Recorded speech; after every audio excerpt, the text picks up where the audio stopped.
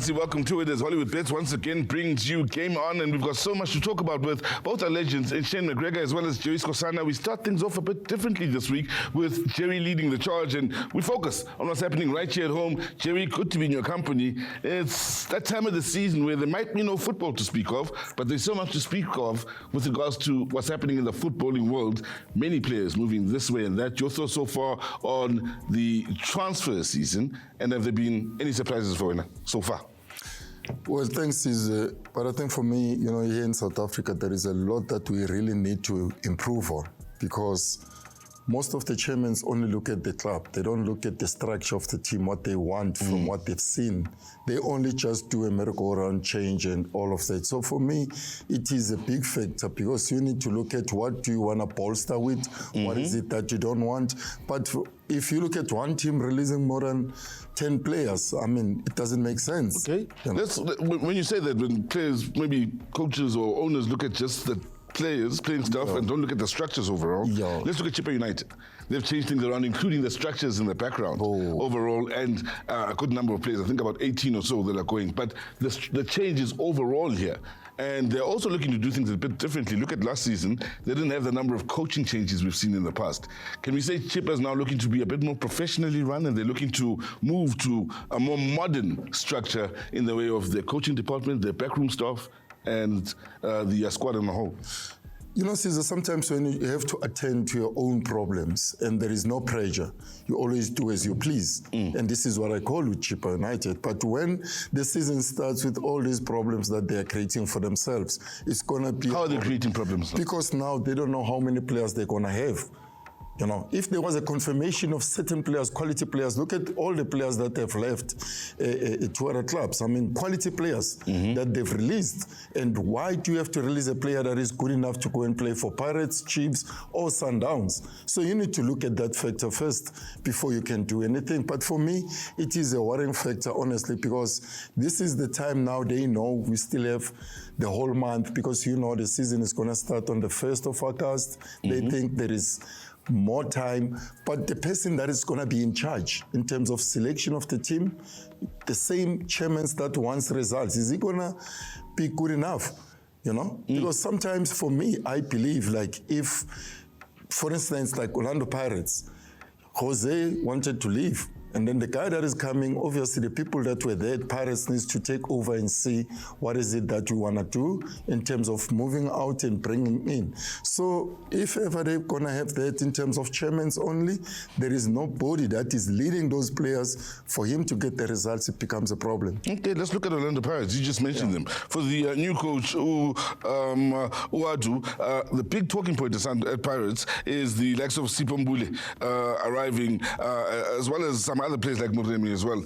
From what they've brought in, looking at the last year's squad, are you saying Pirates is beefing up? Are they doing better at trying to deal with the continent, including what's happening here locally? Well, I can say yes, because I just missed the question that you gave to me earlier on, which one was exciting. Obviously, Sipho Mbule, to be honest, because if you look at with the way he plays, let's leave at the behavior. I don't know how Pirates are going to handle that. Because for me, he has shown what a quality player he is when he was there at Sekhukhune. So for now, I think he is the best player, especially if you look at the Pirates' a central point of view. Yes, there is Mbata, there is Maswanganyi, Makaula has been extended the contract, but I think Sipho Mbule would be there to make sure that Pirates has got that big stability that they always want in the middle of the park. Now, up in the attacking area, some may say Paris need a more formidable goal scorer. Do you think they've found that goal scorer as yet, or are they still in the market for one? I think Muremi will do the job. You think Muremi will do the job? Muremi will do the job. Because for me, Pirates, it's a team where... They also got Mbutuma. Mbutuma as well, yes. What I like with Mbutuma, people will come and say, particularly Mbutuma is more of a person like myself when I used to play. He's not a striker that will always want to keep the ball, hold the ball for the supporting midfielders. He's the one that is always on the move. He's always on the move, and that's what you're looking for, because guys like Nkota, the young boy, Mofokeng, those boys, they want to have somebody that can move like them. I'm not saying Mahopa or Mabasa were not that good, but I think Pirates needed a quality player like that one to get goals. The Chiefs have let some players go. Umtanzani, Dove, Unjabulo Plomo didn't have a great second spell at Kaizer Chiefs. Ukhatebe, no Chivaviro. Of those players they've let go, any surprises? Some would argue, Guti Dove came in at an important part last season and played a huge role in them winning the Nedbank Cup. When he came in, he sort of stabilized enough for the Nedbank Cup. But are you surprised with any of those players they've let go? Yeah, really, Plum. For me, Plum, it's a big surprise. Magabuya, did he impress you? He did. He did. Remember, when he came back, he didn't play the position that he was taken away from Kaizer Chiefs to play his straight overseas. So for me now, he came back and then he played as a right back, and then he solidified that area, and he was a good player. So I don't know why they had to release him, because he did gain a little bit of experience, that short spell he had overseas. But now, I don't know, maybe there are some other personal problems that we don't know. We'll wait and see. Maybe hear what they want to say. Then there's your favorite club in the first half of last season, Imakesi. Along with the Lamatima Limpopo, but Imakesi impressed us in the first half of last season. They had a tough 2020-25 until Owen Figa. The big surprise is Owen is amongst Lababa Hambai. We don't know the arrangements. Because if I was the chairman of Makesi, I would make sure I just hold on to a coach. Why do I put in Hambi's coach? Because Mbonile to coach wins the So why should? Because the move, two things were key. Cool. Owen and the move to Seshego. We do other things. So now we're gonna bring somebody else again. So Alala Pansi Futi for me na ilenteng esuke maningang party ka ngale bola lethu la eMzansi. Fanele sazi ukuthi siya kuphi, sifunani. Yabona. Thina noma ungenile nje lapha ku PSL. Abo coach in a season baba u6 or 7. Players like the striker, Makubu. That's a big surprise. Makubu. Your favorite striker as well. My favorite striker. Where is he going now? You know where he's going to go, wherever he's going there, he's going to make a big difference. In fact, I did mention that. Yeah. Because he deserves to play for a bigger club. Yeah. And that's where he's going to now. Exactly. Now, saving the best for last, about another big signing. Utombule earlier as a marquee signing. Police.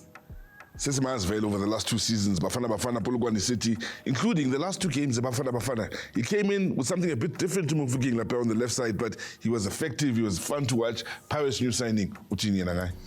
Yeah, well, you know, it's just surprising, Laimzans. Laimzans is a surprise. Because the last 2 seasons when he was doing well for the talk was City, Big Tiwa, both these players, but I mean for Paris that would be like the biggest ever. Yabona Leng Shailege because Manjabali the best player for me. You know, these are the players that I spoke about all along in our show. And Apolis was my trump card. Always. Got a nod to play for Bafana. He made Bafana look better. You know, imagine this combination, Apolis, Mufukeng. So I have to ask you about, quickly before Samba, Orbit College. They got through the playoffs. They were the big surprise, maybe for some, in the playoffs. Their future, question marks as to whether Cape Town City will buy a status or not, depending on the different media reports and so on. But do you see Orbit maybe staying? Should they stay, or should they maybe look to sell? They really need to stay. They should stay. Northwest needs them. Northwest. I mean, even like the Pirate, like sorry to say the Pirates, but obviously the Pirates boss, which is the PSL chairman, really wants to have all the provinces, you know, just to cover all the provinces so that our football gets to be better everywhere in South Africa. So I don't think he would allow that to happen with PSL. I even go in Northwest and then I orbit. From APC Mutsepe League. All the way. Mutsepe Championship. So we welcome Orbit College to the land of milk and honey and say thank you very much to Jace Kosana and getting the show off to a flyer. When we come back, we start to discuss things internationally as we look at the German and English clubs that are still remaining in the FIFA Club World Cup. Shane McGregor will step up to the plate.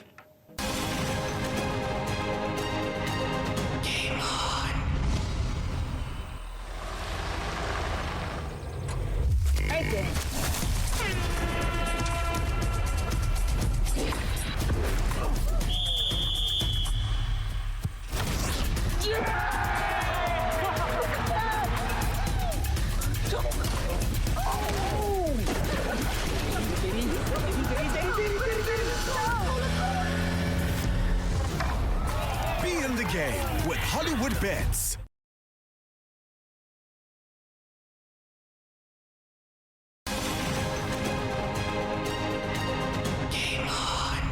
Welcome back to Game On. It's time to, as we said, move along and look at what's happening at the FIFA Club World Cup. So much to talk about there. Yes, there is a disappointment of the African teams not getting through to the knockout stages, but still, my oh my, we've had quite a go since the start of the knockout stages. For one, it starts off, I think, from an English point of view, with Benfica up against Chelsea.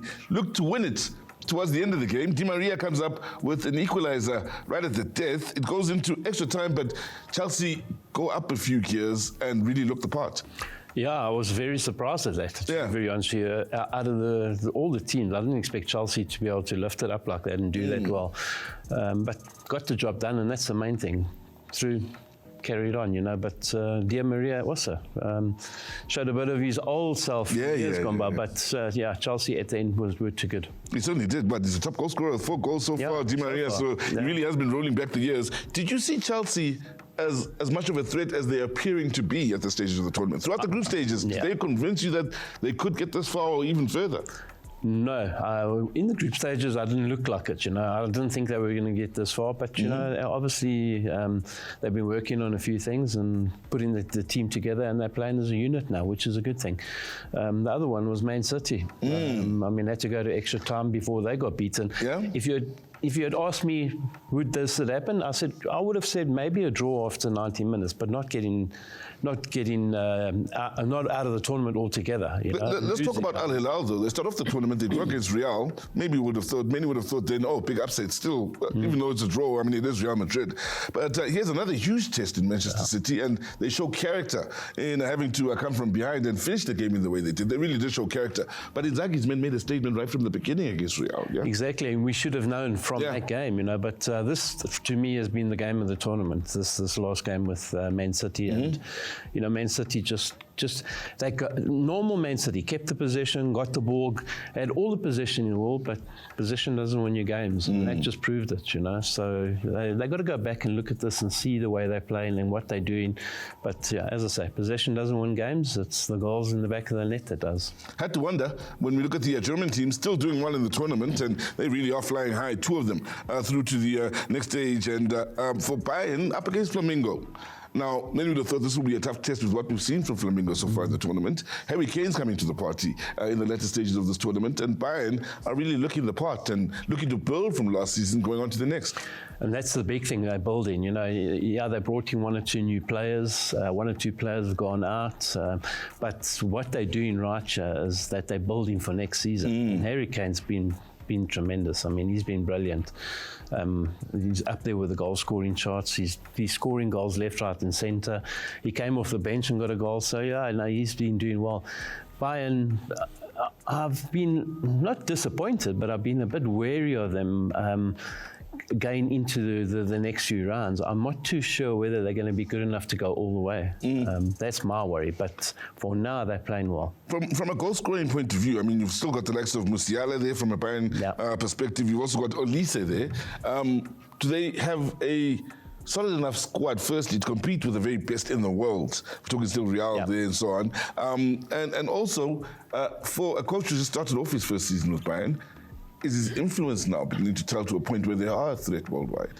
They are a threat worldwide. They have to be. And with all those type players that you mentioned, I mean, who wouldn't want them in your team? You know, great players. But looking at the structures around Keane as well. Yeah, exactly. But that's the thing. But my worry is defensively at times they get caught, and that's the big worry, you know, for me. So the attack might be brilliant, but you've got to have that defense as well. So that's the big worry.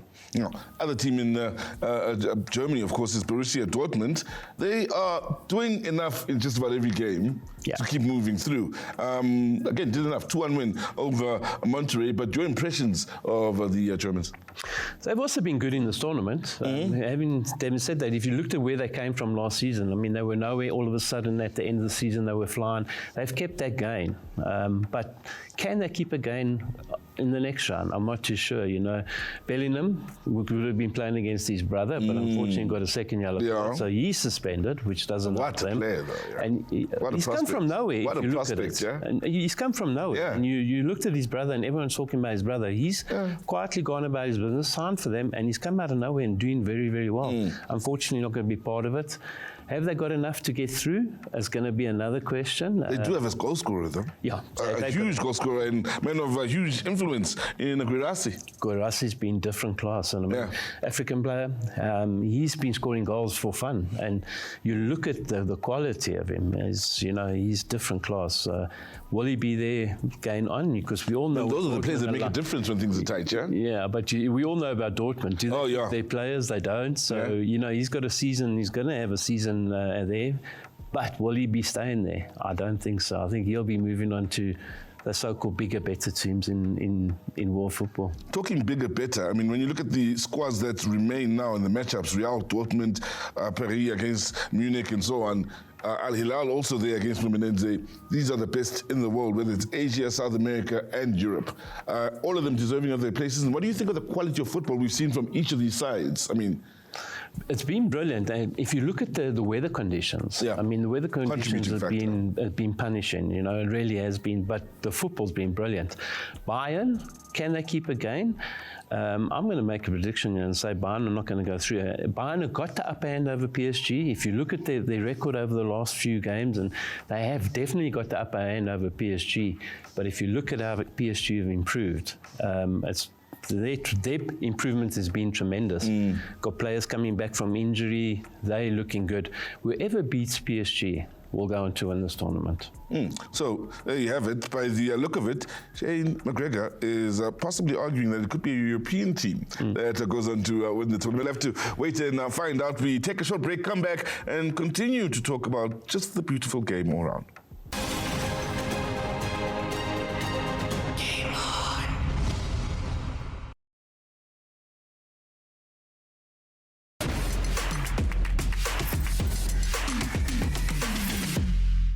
Welcome back, and it's time to have, our striking pairing now. We've gone with the twin strikers in Jairus Kosana and Shane McGregor. Gents, lots to talk about from a female point of view in the beautifully Southern African game here, or South African game. Banyana have a lot to look forward to in as far as defending the African crown. And let's firstly talk Hollywoodbets, the Super League, and how the job is doing in contributing to the quality we're seeing from Banyana in the way of development. Shane, I'll start with you. Yeah, it's been brilliant, Without Hollywood, where would we be? This is a big thing. They've put money into this league, and then you can see the improvement from the ladies through that. Some are as young as 16 out there. Exactly, which is brilliant, So there's been a huge improvement, but you have to bankroll it somehow, and thank goodness to Hollywoodbets that they put the money in there, and look what it's done. You can see the players that we're going through. Banyana have always been a decent team over the last few years, but they can only improve and get better with this.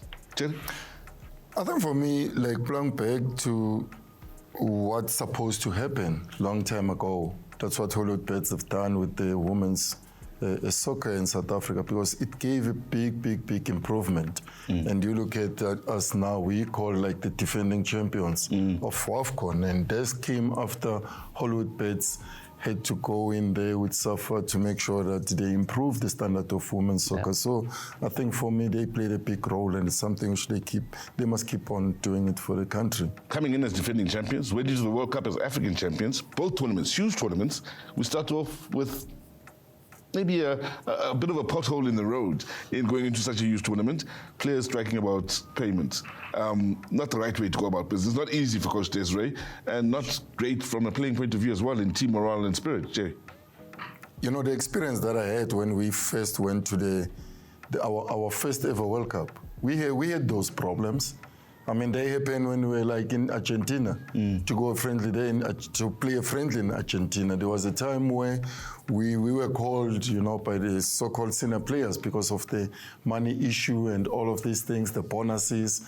But for us, especially the local ones, I mean, it was just an opportunity to go and play World Cup. So benifuna ukudlala. Besifuna ukudlala. So now I hope this won't get and bother these ladies, because they know how it takes to win the AFCON. It's not about the money, maybe sometimes. Let's sort that out here. But our priority needs to be them going out there. We know the feeling, it's not going to be good, but let them go and play soccer. We'll see after. From an organizational point of view, Shane, shouldn't be happening. Shouldn't be happening at all, but we seem to, like Jerry says, every tournament that we go into, we seem to have this problem, and it's an ongoing thing. We need to have a look at it, we need to sort it out, and we've been saying this for years. It needs to be sorted out. The sooner the better. You want to be going into a tournament not worrying about, am I going to get paid? Am I going to get this? Am I going to get that? You must be going in there thinking, we're going to get the money. It's not about the money, it's about our performance on the field. And that's what it should be about. Can't have other worries in the background. Well, let's look at it this way. When these gentlemen were playing, we're talking 25, 30 years ago. So problems from that long ago can't really be still existing in the South African game in this day and age. So let's talk about Hollywoodbets and what they're doing in continuing to grow things here in South African football. There was the Matthews Mbiti and Diski 99 Cup up in Garankuwa, Tswane. Gentlemen, let's find out more about it. On the 16th of June 1976, South Africa's youth stood up against an oppressor. The Soweto uprisings marking one of the biggest moments in our history. Hundreds of students lost their lives on that tragic day, and their lives will forever be remembered as we celebrate their memories in various ways on Youth Day. The Matthews Mbete and Diski 99 Cup is one such celebration, with the main aim being to give back to the youth of today and celebrate those who sacrificed their lives for a better tomorrow. Our tournament today commemorating June 16 is very important. That's why we have included all these kids, who are under 19, under 15. So our tournament basically comprises of those age categories, and it is important because many of them they still don't know, what happened in 1976, and we know. But now the best way of keeping these kids out of crime-riddled streets is through sports. While many Kasi tournaments focus their attention on the men's game, over in Garankuwa things are done a little bit differently. We pride ourselves, with including women as well, be it netball as well as, women's soccer. So all of them, they are running concurrently, and we are making sure that we are giving them equal opportunities.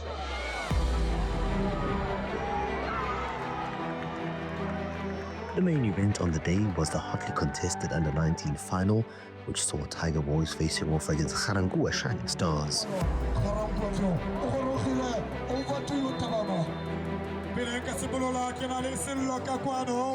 The action was intense. In a repeat of last year's final, but Garankuwa Shining Stars showed good intent and eventually got the telling goal in a narrow and hard-fought win.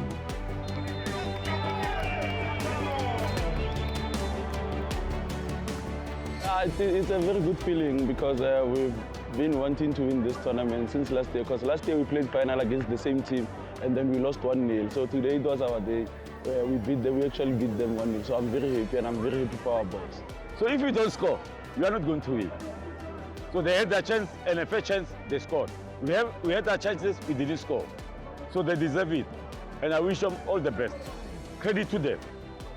Hollywoodbets managed to partner with us, and I'm hoping that this is the beginning of a great, relationship going forward. And this has helped big time in terms of solving all our problems, like in an area of Garankuwa. No one thought, that Hollywoodbets can come and be in Garankuwa, but now Hollywoodbets, they've shown us, that they are not only for those in leafy suburbs, but they are also, for the townships as well. And this, I'm very, very passionate, and it makes me emotional, especially after what Hollywoodbets has done for us. And I'm saying thank you very much.